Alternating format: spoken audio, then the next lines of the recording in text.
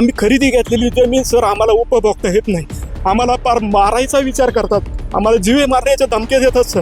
आणि एवढं ह्याला वैतागून मी शेवटी दामारी गावात राहतोय सर आणि तिथं मी शेती करून उदरनिर्वाह करतोय सर. मी अजून तर माझ्या वडिलांनी खरेदीची जमीन जर आम्हाला उपभोगता येत नसेल तर त्याचा उपयोग काय सर?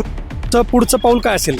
सर माझं असं पुढचं पाऊल आहे की ह्यांनी माझे निर्णयाप्रमाणे जर सूचीदुरुस्ती माझी करून नाही दिली तर मग मी ह्यांच्या विरोधात हायकोर्टामध्ये रिट याचिका दाखल करणार, ह्यांच्यावरती गुन्हे दाखल करून मागणार सर. एवढीच माझी पुढची भूमिका असेल सर. नमस्कार. गेल्या अनेक वर्षांपासून भूमी अभिलेखमध्ये अनेक मोठे घोटाळे, महाघोटाळे म्हणता येईल असा अनेक घोटाळे ही भूमी अभिलेखकडून सुरुवात आहेत. आणि याचमध्ये आपण गेल्या वर्षी पुण्यामधली सगळ्यात अगोदर एक गुन्हा नोंद केला होता. त्यामध्ये पुण्यातील हवेली या ठिकाणी असलेले उपाधीक्षक अमरसिंह पाटील, तिथून सत्र चालू झाला आणि आज जवळपास 2000हून अधिक प्रकरणं समोर आलेली आहेत.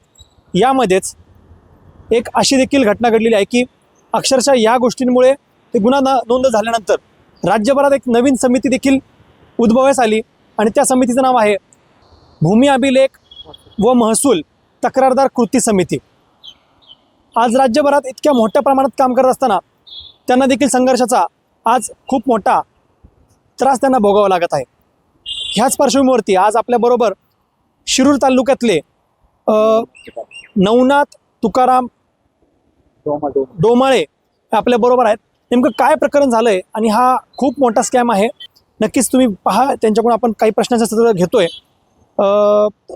तुकाराम, नवनाथजी, नेमकं काय प्रकरण आहे तुमचं आणि नेमकं काय घडलं होतं? माझं आहे ना गटवारीमध्ये क्षेत्र असं हे झालं होतं. ह्या सर्वे नंबरमधून त्या सर्वे नंबरमध्ये बदल केलं होतं माझं क्षेत्र. ते 1979 मध्ये गटवारीमध्ये झालं होतं ते. आणि ते आमच्या वडील अडाणी असल्यामुळं त्यांना काय माहिती नव्हतं. तर ते वडिलांनी मला त्याचे कागदपत्र काढायला सांगितले.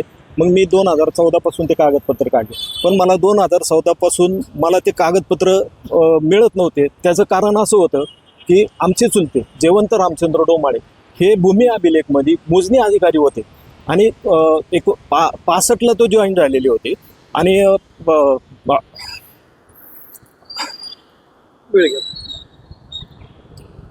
आणि 2001ला त्यांनी राजीनामा दिला होता. आणि ज्यावेळेस राजीनामा देताना ते भूमी अभिलेखच्या आयुक्त कार्यालयात लिपिक म्हणून कार्यरत होते. तर ही गोष्ट आम्हाला कधी माहीत झाली की बाबा ह्यांनी कागदपत्राचे सगळे घोटाळे केलेत.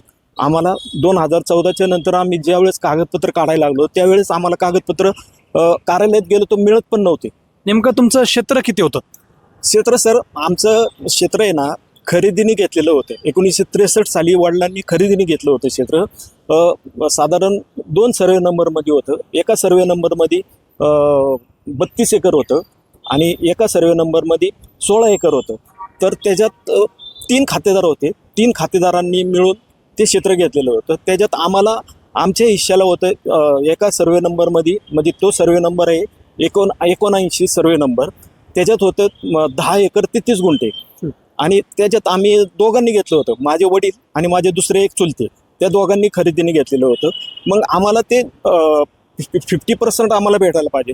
तर त्याच्यातलं आमचं क्षेत्र जे जयवंत डोमाळे जे होते ना त्यांनी ते क्षेत्र त्यांच्या नोकरीच्या अधिकारात त्यांनी ते आमचं क्षेत्र जवळजवळ 8 ते 8.5 एकर क्षेत्र गायब केलं सर त्यांनी. ही गोष्ट आम्हाला कधी कळाली ज्यावेळेस आम्ही 2014 पासून कागदपत्र काढायला लागलो. आणि कागदपत्र पण मिळताना आम्हाला इतका त्रास झाला की आम्ही कार्यालयात गेलो की कागदपत्रच देत नसं आम्हाला. मी अर्ज केला, माहितीच्या अधिकारात अर्ज केला तर ते कागदपत्र नाकारत होते. लोकसेवेअंतर्गत अर्ज केला, नाकारत होते.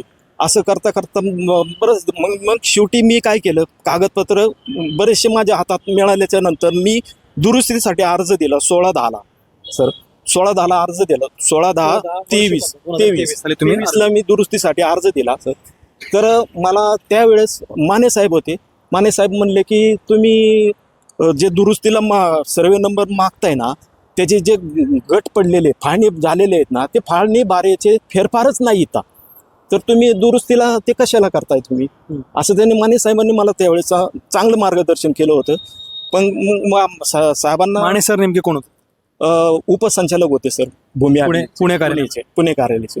मग त्यांनी मला असं सांगितलं की बा तुम्ही तुमची जी फाळणी झाली ना, कोणत्या फेरफार मध्ये झाली ना, ते अर्ज तुम्ही द्या. मग आम्ही अर्ज आमच्या इकडं जर ते फेरफार सापडले तर मग आम्ही ते फेरफार तिकडं पाठवून देतो. आणि मग त्याच्या ह्याच्यावरून त्यांनी हे केलं. मग त्याच्यात एक 2209 फेरफार सापडला सर. 2209 फेरफार सापडल्याच्या नंतर तो बोगस केलेला होता. त्याचे पोट हिस्से पाडलेले होते. पोट हिस्से सुद्धा बोगस केलेले होते.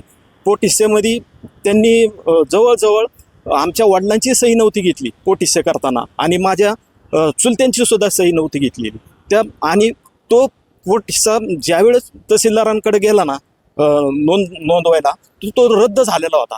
पण त्याचाच आधार घेऊन ह्यांनी जे दुसरे फेरफार पडले होते ना, त्याच्यात 2172 आणि 2181 फेरफार पडलेला होता. त्या फेरफारचं त्यांनी हे केलं, त्याच्यावरती क्षेत्र आदली बदल केलं. तसे आमचे जबाब नाही आहे, काहीच नाही. आणि त्याच्यामध्ये दुसरे जे खातेदार होते ना, गायकवाड म्हणून खातेदार होते, त्यांचं सुद्धा क्षेत्र काही कमी केलेलं आहे त्याच्यात सर.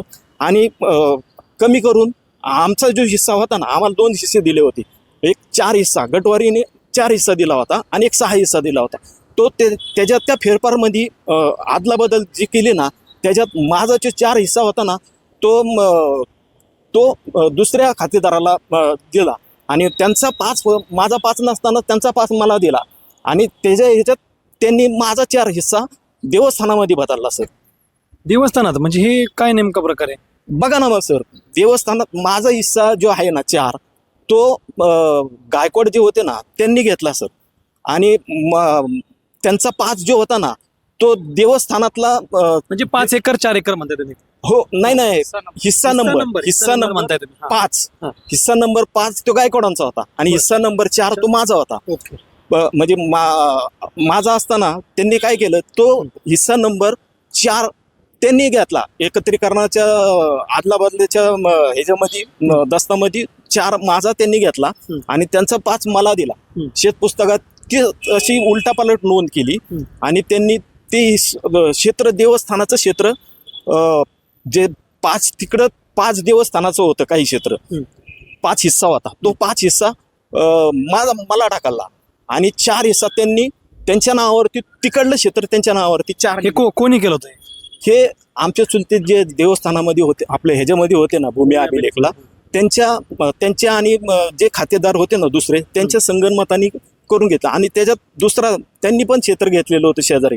78 सर्वे नंबर होतं. एकदम आमचा 79 सर्वे नंबर आणि त्यांचा 78 सर्वे नंबर, तो शेजारीच होता. आणि त्याच्यातलं आमचं क्षेत्र गायब करण्यासाठी त्यांनी त्याचा 78 सर्वे नंबर, 79 सर्वे नंबर आणि 77 सर्वे नंबर ह्याचा आधार घेऊन त्यांनी माझं क्षेत्र 77 मध्ये, देवस्थानाचा काही संबंध नसताना, गायकवाडांचाही काही संबंध नव्हता आणि 78 वाल्यांचा काही संबंध नव्हता आणि आमचा 79 वाल्यांचा काही संबंध नव्हता, देवस्थानाचं क्षेत्र गटवारीमध्ये ते टाकलं. आणि त्याच्यातून आदला बदल 77 सर्वे नंबर 79 मध्ये, 79चं क्षेत्र 78 मध्ये असं केलं सर. आणि त्यानंतर मग हे लक्षात आलं माझ्या, ज्यावेळेस कागदपत्र हातात पडले आणि शेवट मला जो माझा पोट हिस्स्याचा फेरफार जो होता ना, तो मला म्हणजे गुन्हाकार हिस्सा फॉर्म नंबर 4 मला 2025ला मला साधारण जानेवारी फेब्रुवारी माझ्या हातात पडला सर. तर त्यावेळे त्या हिस्सा फॉर्म नंबरमध्ये माझ्या वडिलांची कुठेही सही नाही, माझ्या चुलत्यांची कुठेही सही नाही. पूर्ण टोटल ते संगनमताने डायरेक्ट जिवंत रामचंद्र डोमाळे यांची सही दिसते. मग मला हे होत नव्हतं, म्हणून मग मी ते जिवंत डोमाळे यांची सेवा पुस्तिका काही घेतली सर. सेवा पुस्तिकामध्ये जे हस्ताक्षर होतं ना, तेच हस्ताक्षर हिस्सा फॉर्म नंबर 4 मध्ये दिसतंय सर ते. मग मी ही गोष्ट सगळी भूमी अभिलेखवाल्यांना दाखवली. म्हणजे आयुक्त ज्या वेळेस दिवसे साहेब होते ना, दिवसे साहेबांना सगळे कागदपत्र माझ्याबरोबर, आता ते बी सगळे कागदपत्र आहेत माझ्याबरोबर, ते सगळे कागदपत्र मी आयुक्त साहेबांना दाखवले. आणि मग त्यांना ते पाहिल्याच्या नंतर त्यांना विश्वास पटला की बाबा ह्याच्यावरती खरंच अन्याय झालाय म्हणून. मग दिवसे साहेबांनी मला डायरेक्ट मला म्हणले थांब जरा तू.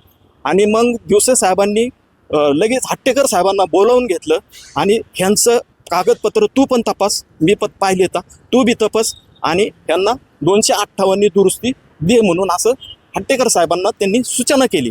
मग त्या सूचनानुसार हट्टेकर साहेबांनी ते 258 देण्यासाठी त्यावेळेस मोरे साहेब होते, परत आपलं गोळे साहेब होते.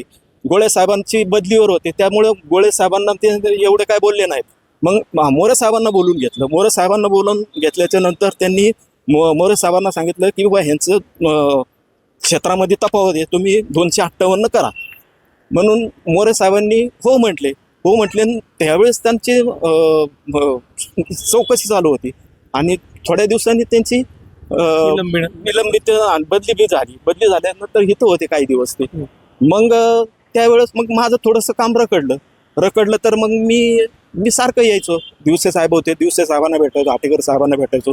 मग हाटेकर साहेबांनी एक दिवस भोसले साहेबांना बोलवलं, म्हणजे उपअधीक्षक अमोल भोसले साहेबांना बोलवलं आणि त्यांनी त्यांना म्हणले की बाबा ह्यांचे कागदपत्र, ह्यांचं तुझ्याकडं अर्ज आहे, बरेचसे अर्ज आहे, तक्रारी अर्ज आहे, परत दुरुस्तीसाठी अर्ज दिलेले आहे त्यांनी, ते सगळं घेऊन त्यांचं काही रेकॉर्ड त्यांनी दाखल केलेलं आहे आणि तुझ्याकडचं रेकॉर्ड घेऊन माझ्याकडे ये असं त्यांना निरोप दिल्याच्या नंतर मग त्यांनी समोर सांगितलं की बाबा ह्यांचं सगळे कागदपत्र हट्टेकर साहेबांनी समोर तपासले आणि हट्टेकर साहेबांनी त्यावेळेस सांगितलं की ह्यांची 258 दुरुस्ती दे.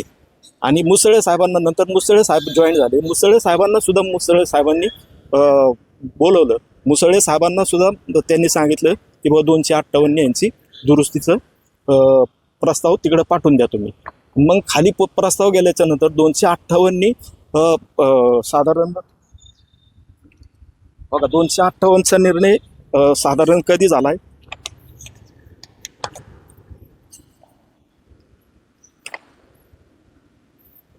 7/5/2025 जरा निर्णय साहेब. 7/5 मुसळे साहेबांनी आदेश केला आणि तो खाली शिरूरला अमोल भोसले साहेबांच्या स्वाधीन केलं साहेब. आणि त्यांनी त्यानंतर मग सुनावणे घेतलं साहेब, 3 सुनावण्या. आणि हट्टेकर साहेबांनी सांगितलं होतं 1 नाही तर 2 सुनावणे घे आणि तू हे करून टाक, निर्णय देऊन टाक. तरी त्यांनी 3 सुनावण्या घेतल्या तरी त्यांचं समाधान नाही झालं साहेब. आणि नंतर त्या ह्याच्यात माझी आई आहे ना, ह्याच्यामुळं मानसिक त्रासामध्ये आजारी होती साहेब. मी आजारी असताना सुद्धा आई कधी कधी मी घेऊन जायचो, इथं सुद्धा घेऊन यायचो आईला. अपंग होती माझी आई, इथं घेऊन यायचो. तरी पण ह्यांना कधी पाजर फुटला नाही.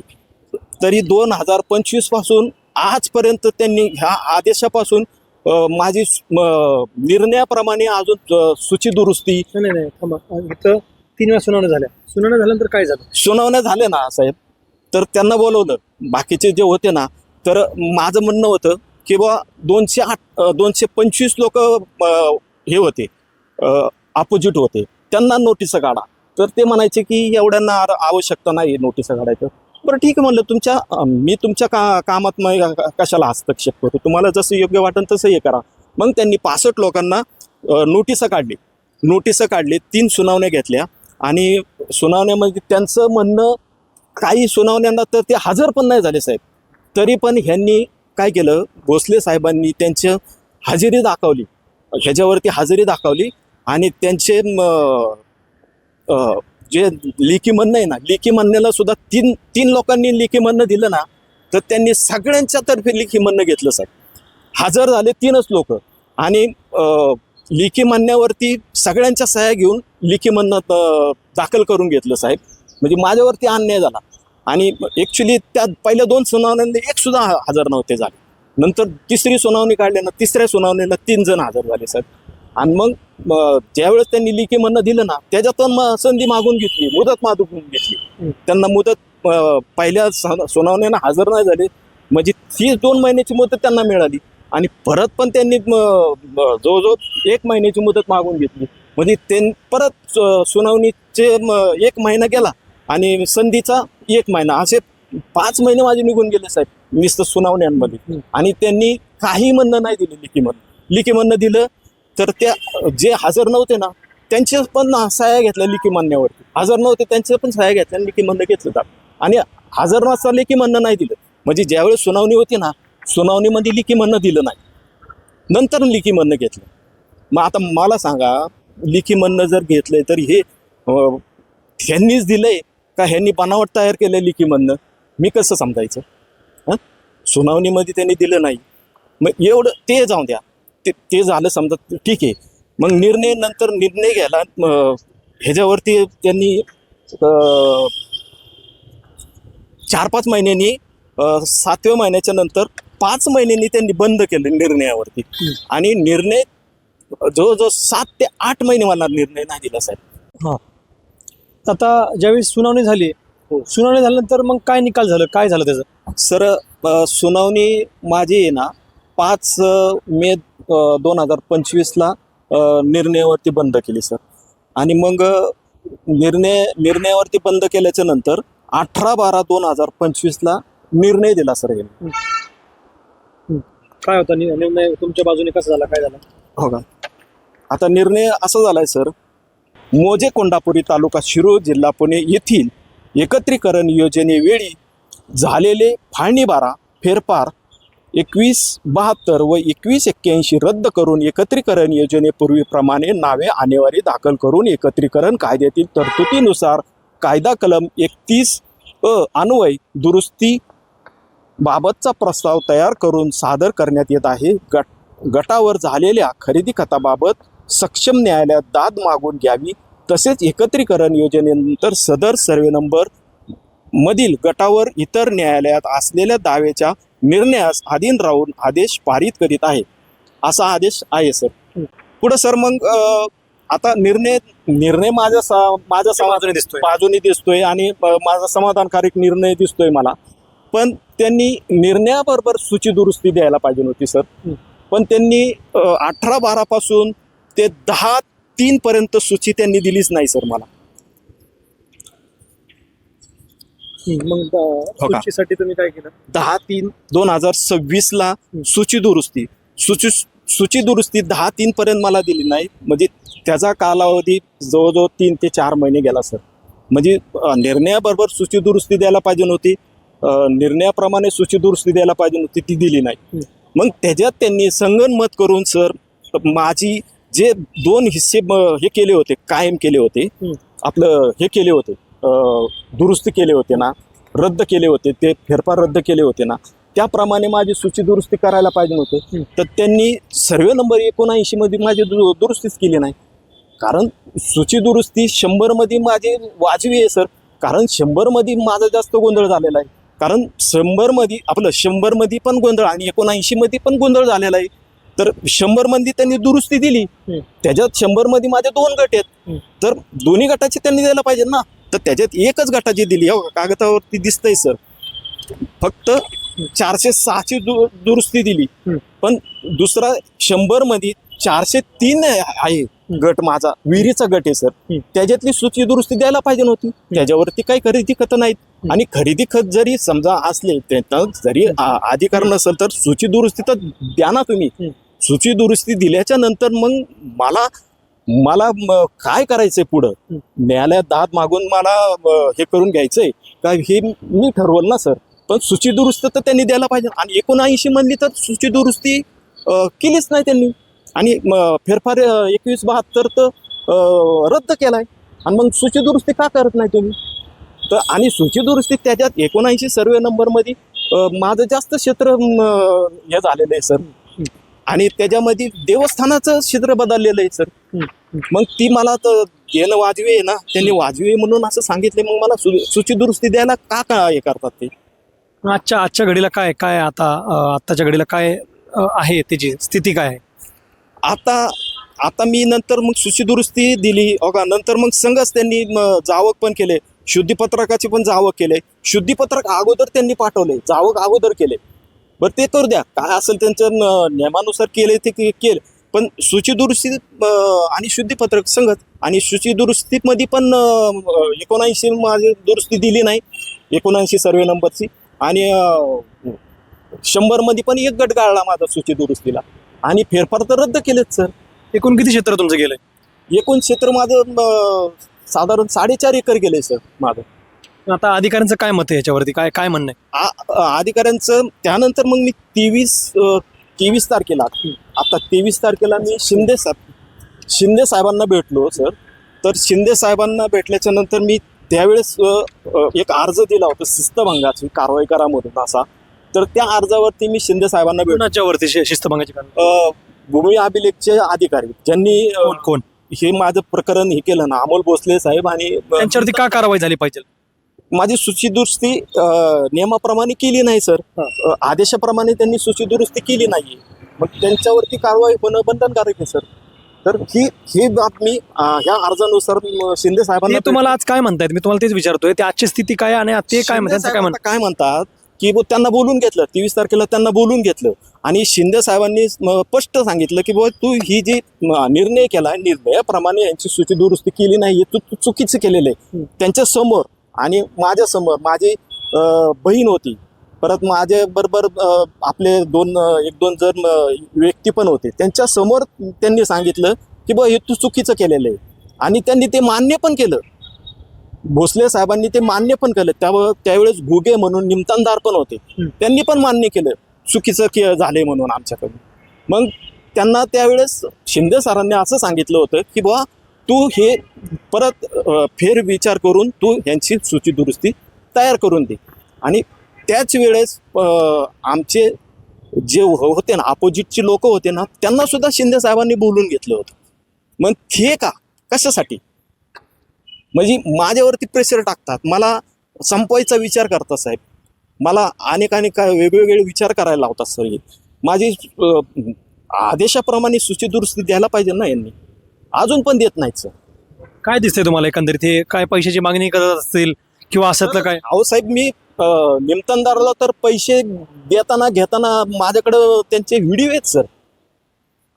खूप तुम्ही गंभीर आरोप करताय. आरोप जे करताय आहेच ना, प्रत्यक्ष आहेत घेतात पैसे ते. तुम्हाला जे तुमचं काम अडकलं जातंय त्याच्यामध्ये तुम्हाला असं वाटतंय का हे पैशासाठी चाललंय? हो, साहजिकच आहे सर. तर वरिष्ठांकडे आता तुम्ही काय तक्रार करणार आहात किंवा काय तुम्ही पुढची पाऊल तुमचे काय असणार आहे? मी काय नाही, माझ्या लाईफमध्ये आहे ना, माझ्या वडिलांची लाईफ गेली. माझे वडील आज 2014 पासून जमीन करतात साहेब. त्यांना त्याचा त्यांनी खरेदीने जमीन घेतलेली सर. खरेदीने जमीन घेतलेली, त्यांना त्याचा उपभोग भोगता नाही आलेला सर. आणि माझी आई सुद्धा 2023ला माझ्या आईने अर्ज दिलाय जमिनीसाठी. ती सुद्धा अपंग अवस्थेमध्ये इथं येऊन ती सुद्धा जमीन करून मरून गेली सर. आम्ही जमीन घेतलेली,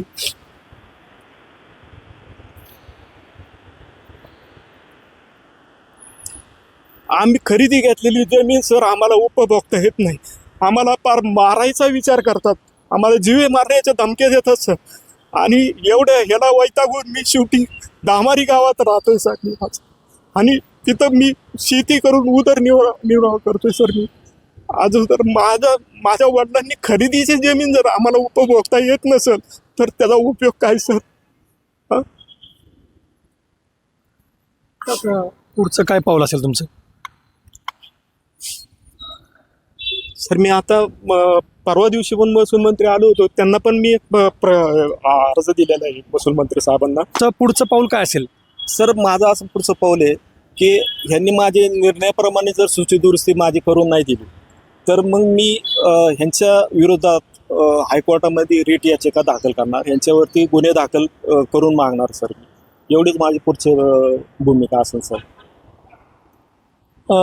एकंदरीत आता आपण पाहिलंय की नवनाथ डोमाळे जे आता पुणे जिल्ह्यातील एका कोंडापुरी नावाच्या गावामध्ये ते राहत आहेत. आणि वडिलोपार्जित जमीन जी असते ती खूप एक जीवापाड त्यावरती प्रेम असतं. मात्र ती जमिनीसाठी त्यांना अनेक वर्षांपासून त्यांच्याच जमिनीसाठी त्यांना लढावं लागतंय. हे का होतंय? ह्याच्या मागं नेमकं काय कारण आहे? ह्याच्या मागे कोण आहे? तर एकच खातं आहे, ते म्हणजे भूमी अभिलेख. जर राज्यामध्ये बेफाम महसूल खात्यामध्ये जर तुगलकी कारभार जे चालू असेल तर एकमेव जे खातं आहे ते भूमी अभिलेख खातं. त्यांच्यामुळे नाहक राज्यातील अनेक लोकांना आज मरणोत्तर पावलेलं आहे. जीव द्यावं लागतंय, अक्षरशः काही लोकांनी फाशी देखील दिलेली आहे. ह्याचं एकमेव कारण म्हणजे फक्त भूमी अभिलेख. जर यांनी यांचं कामकाज व्यवस्थित केलं असतं तर आज अनेक लोक ह्या राज्यामध्ये हयात असले असते. ह्यावरती कुठंतरी हा सर्व प्रकरण थांबलं पाहिजे, अशा व्यक्तींना न्याय मिळाला पाहिजे. एकंदरीत हीच त्यांची मागणी आहे आणि सदर व्यक्तींवरती त्वरित त्यांनी कारवाईची मागणी केली आहे आणि त्यांचं जे प्रकरण आहे ते निराकरण झालं पाहिजे अशी त्यांच्या कळकळीची त्यांनी मागणी केली आहे. मी होतो मुजम्मिल शेख, टाइम्स ऑफ महाराष्ट्र, पुणे.